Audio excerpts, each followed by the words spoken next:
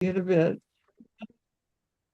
The Torah reading this week is Parshat Re'eh, and it begins on chapter 11, sentence 26 in the book of Devarim, in the book of Deuteronomy.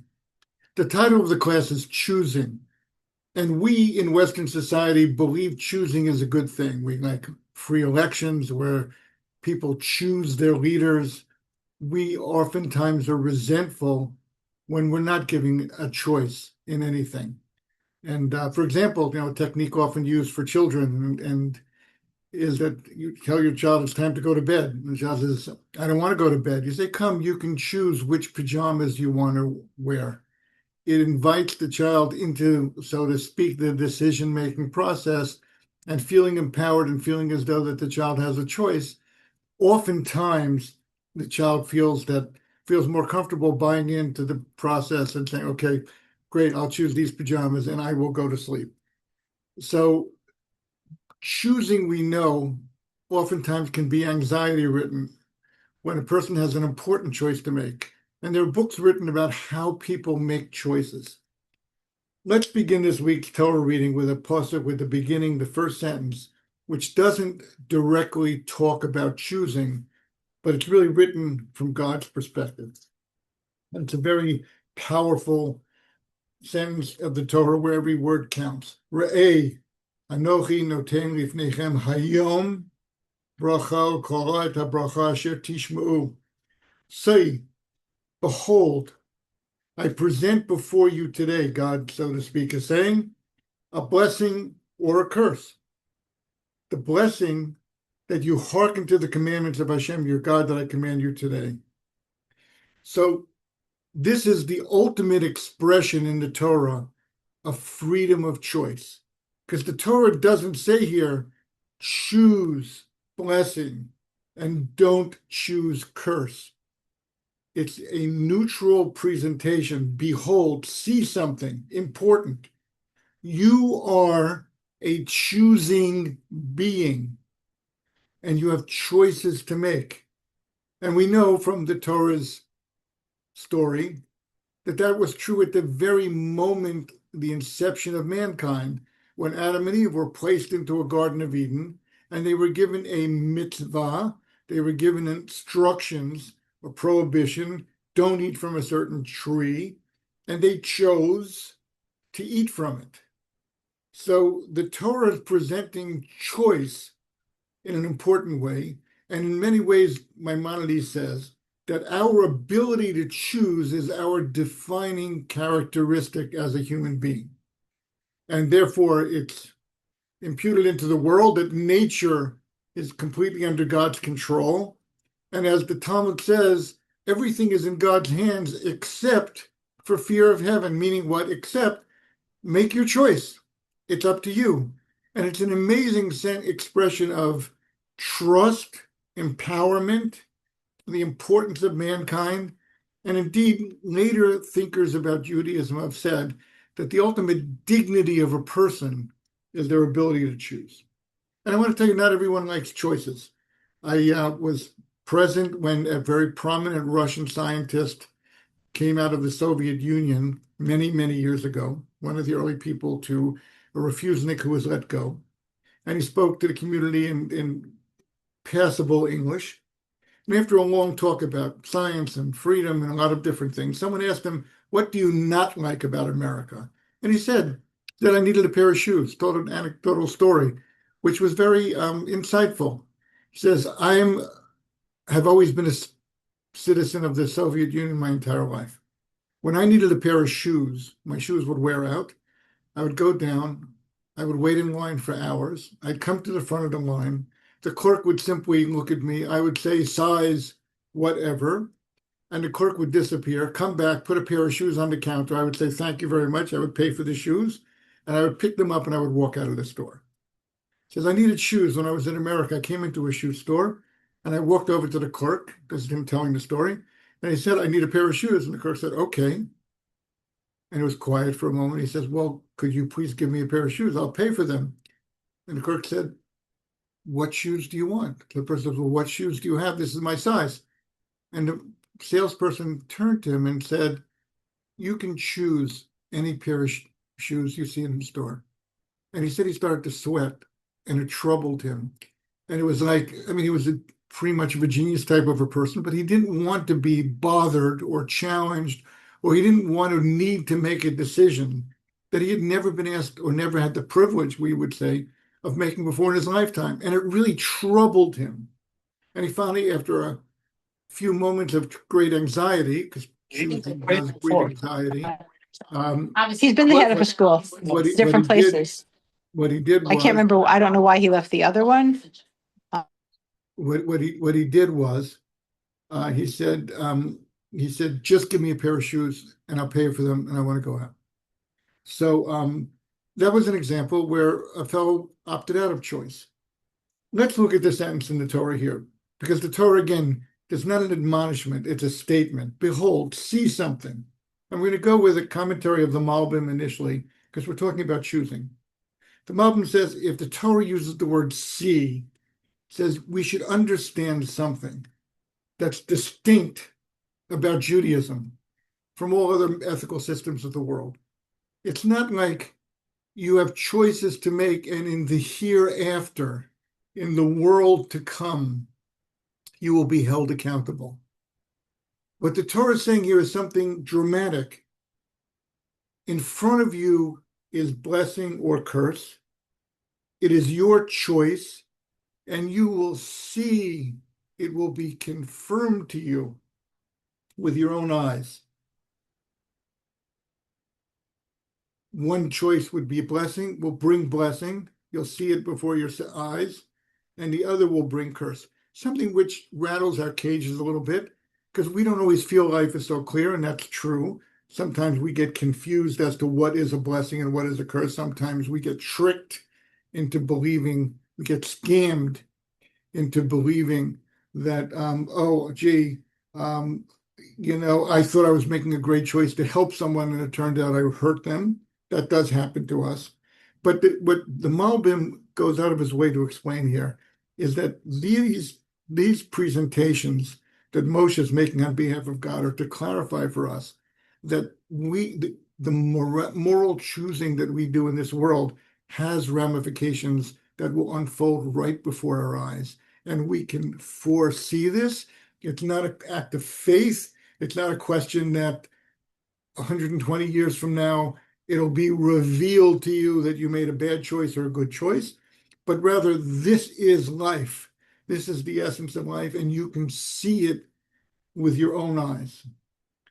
And he points out furthermore that it doesn't say if you will hearken to Hashem, but it says Asher Tishma'u, which he says means, because it's not like a reward system that if you get an A and you come home and show the paper to your parents, they take you to Disneyland for a day.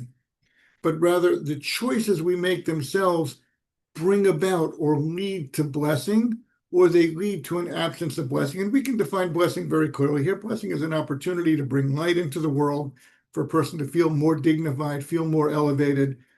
And just as an aside, in the Holocaust literature, and of course, the most profound examples of this are Viktor Frankl's book, Man's Search for Meaning, and in her own right, Dr. Ager, in her more recent books. They show the idea that the simple choice to persevere, the simple choice to maintain your dignity, the simple choice to say that I'm not giving up my autonomy, even though I have no physical autonomy, even though I can't choose what I eat and I can't choose what I wear, but I can choose the manner in which I respond to the situation around me. That brings dignity. It brings a sense of humanity to a human being, even in the darkest of places in the world. And what Dr. Ager used to say when she spoke to children in our school, she said this often. She said, it was my classroom to teach me the true worth I have as a human being, and that it doesn't rest in anyone else's hands but my own. A very magnificent response to a very terrible thing, but it shows the dignity of choice. And that's what the Torah is saying here. The Torah is saying here that it's not a question of God is behind the screen And after a long period of time, God is going to jump out and say, ha ha, you chose badly, or yes, you chose well. It's a process, a dynamic process of life, a dynamic process of choosing that affirms our own dignity and our own sense of self-worth and our own vision of the world around us. And all that's included in this sentence in the Torah. And this stands in contrast, by the way, if you look at the end of the Torah in chapter 30, sentence 19, where similar discussion takes place, but under very different conditions on the very last day of Moshe's life, God adds the sense of uvacharta b'chaim, choose life. We're admonished to choose life. We're encouraged to choose life. That doesn't happen here. Here, it's simply a statement that look around you, look at the world. You can see this with your own two eyes. This is not a mystery. This is not something, as the Malbim says, this is all nira le'einayim. Open your eyes wide, and you'll see the confirmation that this is the essence of life. This is the golden area of life that God has given you dominion over, and it's in your hands. It's visible now. It's not something that you wait for. In a very interesting way, I just want to make a reference to, it was a very seminal article that appeared in the New York Times in 2014, but after Robert Aumann won the Nobel Prize for his work on chaos theory in Israel, he reconnected with a long-lost first cousin of his, Oliver Sacks, also a very prominent scientist, world famous. They had their roots on both ends were in observant Judaism. Robert Aumann remained observant his entire life. Oliver Sacks became a very outspoken atheist. They reunite in the early 90s, many years after they had lost touch with one another. And Oliver Sacks spends the Shabbos in Robert Almann's home, and he writes a major opinion piece in the New York Times. He's an old man. He has an illness that threatens his life.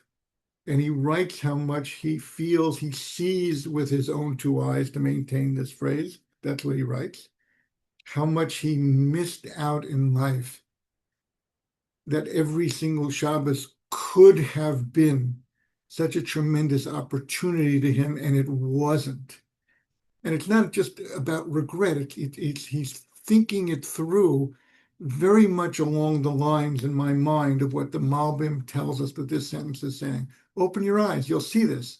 And it's like someone pulled the veil off of Oliver Sacks's face, and he's looking around the world with fresher eyes, and he's saying, wow, I can see the blessing of a Shabbat. I can see the value. I can see the light that it bestows on the world. And I see that I have missed out on making that choice. And I think this approach speaks to us in a very important way, especially when we live in a time with such instant gratification taking place. I want to now talk more about choosing, but in a very interesting way. If you turn to chapter 12, sentence 5, it's also in this week's Torah reading, and it is on page 1000, easy page to remember. We find something unusual there. The Torah in this section is talking about the sanctity of the land of Israel, and it's admonishing us, Moshe is teaching us that when we get to the land of Israel, and there'll be a certain point where there will be a central place of worship of God, where the temple will be built. And here's what the Torah says, and it's a very unusual sentence. Rather, only at the place that Hashem, your God, will choose. I'm reading chapter 12, sentence 5. From among all the tribes, to place his name there, shall you seek out his presence and come there. Now, all the commentaries say, if we don't know where the place is, what do you mean we seek out Hashem's presence? I mean, Hashem will have to tell us. And it's actually a reference to the idea that King David, in his deeply held desire to build a temple, to create this central meeting place for the Jewish people, he discovered the very spot upon which the Beit HaMikdash, the temple, was to be built. And of course, God said, no, you may not build it because your hands are you've been a warrior, your hands are saturated with blood. This is going to be a house of peace and prayer. And therefore, yes, you've laid the cornerstone, so to speak, but it'll be your son, King Shlomo, King Solomon, who will build the temple and not you. So it's an interesting thing here. Who's choosing the place? That's the question that I want us to look at. We're talking about choosing. Did God choose the place? Because the sentence says you'll only bring offerings in the place where God will choose. And then the sentence goes on, seek it out. Find the place yourself. Sounding like we choose it. And this opens up to me a whole world of understanding how choosing works, especially in a relationship. When people are in love, you'll find them, I hear them often, thinking out loud, well, I chose you. No, I chose you. No, I chose you. It's a playful conversation, but sometimes it becomes a real point of contention. No, I was the one who saw the potential in this marriage and in this relationship. You're talking about two happy people, two people who are devoted to one another. The other one say, are you kidding me? It was me doing this, saying this, pursuing you. No, I pursued you.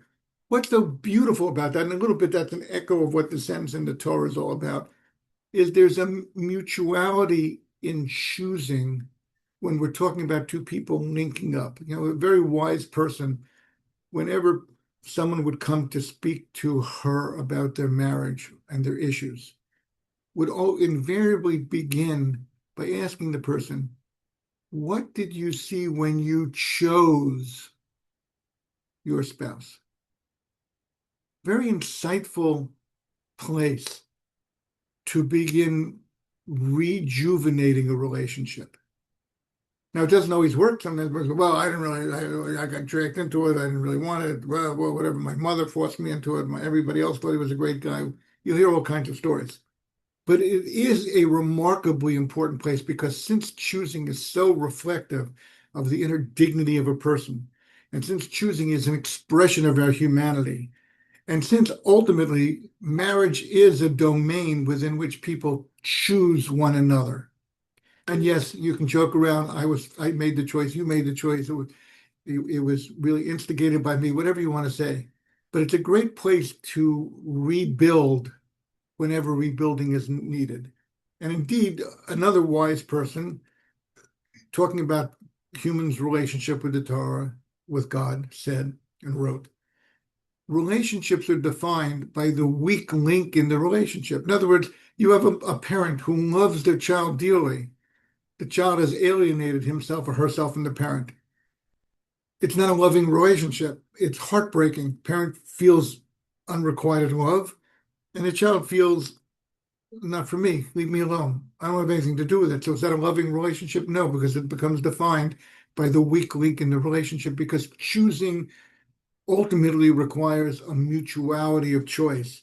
And that's the beauty of this idea in chapter 12, sentence 5 about the Beit HaMikdash. The Beit HaMikdash really is a meeting place in this world, in this physical world, where God from heaven, so to speak, meets man on earth in a very tangible way, in a way that is visible to the world and was visible to the world when the temple stood.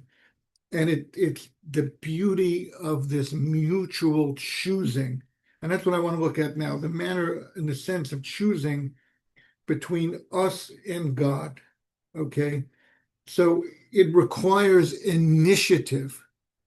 When people think we are a chosen people, and you hear people not liking that phrase so much, there's no such thing as being a chosen people. Nobody picked us out of a crowd, put a gun to our head and said, okay, you're it.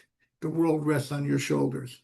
We know it didn't happen that way. If anything, God, just like similar to this sentence here, said to Avram, go, I'll show you where you're going to go, but go. And Abraham, who was seeking a more intense, a more complete relationship with God, picked himself up and went, not knowing even where he was going. It was an act of choosing on Abraham's part, just as much as it was an act of God choosing that if Abraham meets these challenges, and we know from Pirkei Avot, from Ethics of the Fathers, there were 10 of them, and he comes out the other side, he will build an eternal legacy, family legacy of connection to God, which will endure throughout human history, and in the end of days will be the catalyst for the world resolving itself in a good way. That's how dramatic that was. So did Abraham choose God? Yes. Did God choose Abraham? Yes. But it's launched in a very cryptic way of God telling Abraham, go, just go, move out of your comfort zone, out of the people you know. You're a seeker of God. Okay, let's hit the road. Let's find each other. And that's the way I want to explain it here, because this will be a choosing which could, if we both persevere, God has no problem with perseverance, but human beings often do. We're going to make this choice together, and it's going to forge a connection which will be unbreakable through history. It'll become, as we've described before in classes here, ahava she'eno tuluya b'davar, love that's not dependent on anything. Yes, when we stray, there are negative consequences to that which are meant to reconnect us with God. God's not willing to let go of the relationship when we weaken in our resolve to be part of the relationship. That's true. However, it's a relationship that we sought and that God has sought, and it has grown into a relationship that is unbreakable. And how do we see that? So again, we have it in this week's Torah reading in a very amazing way. If you go to chapter 14, sentence 2, and it is on page 1010. Then we're going from page 1000 to page 1010, still in our parsha of Re'eh. And if you look at it starts off chapter 14 famously, you are children to Hashem your God. We have a commandment not to cut ourselves and not to exceedingly mourn the dead. And then sentence 2, for you are a holy people to Hashem your God. And Hashem has, and here's the word, chosen you for himself to be a treasured people from among the peoples in the face of the earth. So here we have the word chosen, modern Hebrew word, elections in Hebrew, the word bachar, to choose, bechirot are elections in Israel. Everybody chooses. I mean, a lot of people think that the Israeli system doesn't give anybody any choice, but we'll leave that the politics aside for right now. Here it says clearly, we are God's children. We step up to be a holy people, and Hashem has chosen us for himself to be a treasured people. Now, right away, the Midrashim link this sentence to a sentence in Psalms, and it's Psalm number 135. Not sure, it could be 145, maybe a mistake, I'm not sure. The sentence that we do say in the morning prayers, Ki Yaakov bachar lo Hashem, because Jacob chose for himself God. Yisrael liskuatav, and Israel becomes God's treasured one. That's the sentence in Psalms. What is it saying? It refers to Jacob first as Yaakov in his weakened state, because indeed it wasn't at a triumphant moment in his life that Jacob sought out God particularly and did his job of choosing God. It was really when he was on the run from Esau, his life was threatened. He was alone in the world. He had no support. He was sleeping out, with a few rocks around his head on the ground. As the Torah describes, he saw a vision of a ladder, and he woke up and he said, yes, God, please always be with me. And that's what this sentence in Psalms is saying. Ki bochar Yaakov lo ka. Jacob, in the most weakened, vulnerable moment of his life, he chose Hashem. And that was the catalyst for Hashem making us, Israel, in our grand state, having stood at Mount Sinai and having entered into an eternal covenant with God. We become God's treasured people. And that's what's reflected here in chapter 14, sentence 2. So we can get over all of our hang-ups about being called a chosen people. Because what we really should understand from this is that we are a choosing people, and God has made a choice based on our choices. And the outgrowth of us choosing and God's choosing is something unbreakable, covenant that is unbreakable. No matter how much we may want to move away from God, God will pursue us and insist that this covenant continue. And that is what Jewish history is about. Those are the terribly unfortunate moments that people like Edith Eger, experienced firsthand and came out the other side convinced about the ultimate dignity of themselves as human beings, being able to choose. So where does this leave us? And we'll conclude this session about choosing and what choosing is all about. So we first want to say that choosing is a dynamic process. When we make a choice, a tremendous amount is set in motion. When I choose not to make a joke at your expense, when I choose to be more charitable, when I choose to simply not do something that is wrong, not to steal. These are immense, ordinary, daily moments in our lives, and they unleash bracha and light and well-being, and they change the nature in which the world works, and they elevate all mankind. And we can see this with our own two eyes if we tune into the magnificence of making a good choice. And the second thing we need to think about is that choosing is not about perfection. And I think that's what dogs so much of us today in this modern world. We look around and it's easy to be cynical.